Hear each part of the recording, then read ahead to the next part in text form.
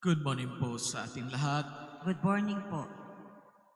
Ang tinanong ni Jesus ang kanyang maalagad kung sino raw siya. Ayon sa iba, siya ay si Juan Bautista, si Elias, o isa sa mga sinaunang ng propeta. Jesus took this opportunity upang subukin ang kanyang mga alagad kung kilala nila siya. Dahil sila po ay mas malapit sa kanya. Sila ang mas maalam diyan. They know Him better than other people. Sinabi ni Pedro, ikaw ang Mesiyas. Totoo po yun. Ang sagot ni Pedro ay totoo. Ngunit, ang kanyang ideya ng Mesiyas ay hindi ayon sa kanyang inaasahan. Inaasahan niya na si Jesus ay nagpalaya sa kanila mula sa mga Romano sa panahon yon.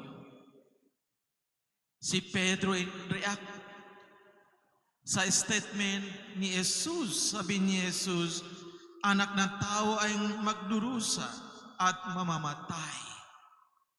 Pero si Pedro ayaw. Sabi niya, it will not happen. Pero ano sinabi ni Jesus sa kanya? Lumayo ka, Satanas. Ang iniisip mo ay hindi sa Diyos, kundi sa tao. He said, Jesus is Messiah.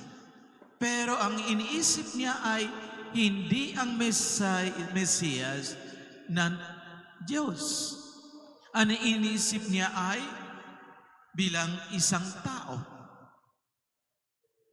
So mga kapatid, nakamali si Pedro tungkol sa Mesiyas. Alam niya kasi si Jesus ay Mesiyas, ngunit hindi niya naunawaan ang mission ng Mesiyas.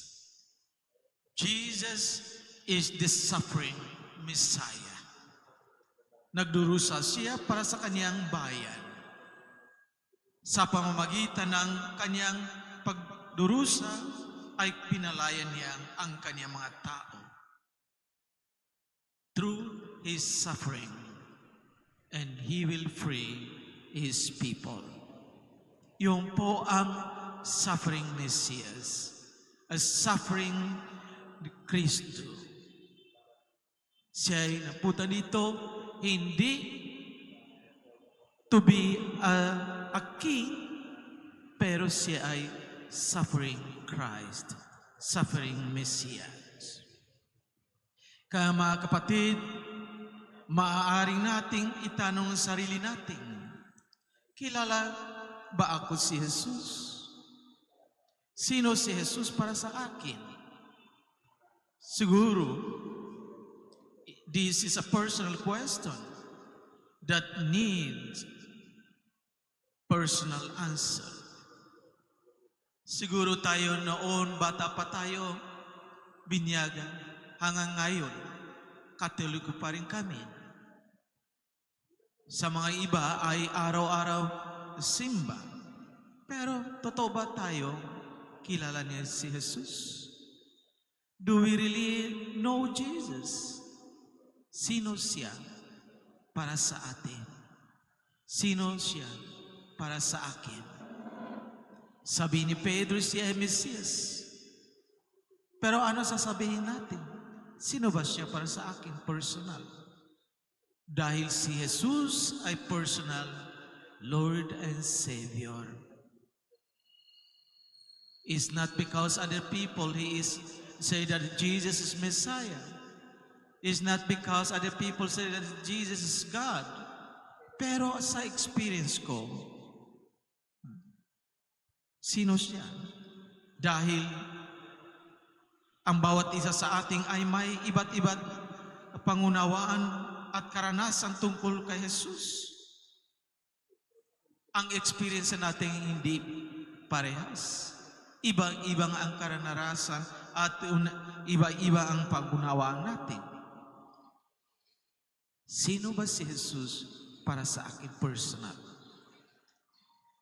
Let us get to know better and deeply dahil ang ating pananampalataya ay batay sa ating kaalaman tungkol kay Jesus.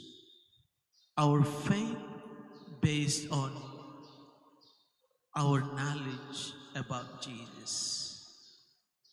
If we do not know Jesus, our faith is also not strong. If we know Jesus deeply, our faith also deep. Kung hindi natin siya kilala, ganon din ang pananampalataya natin. Amen.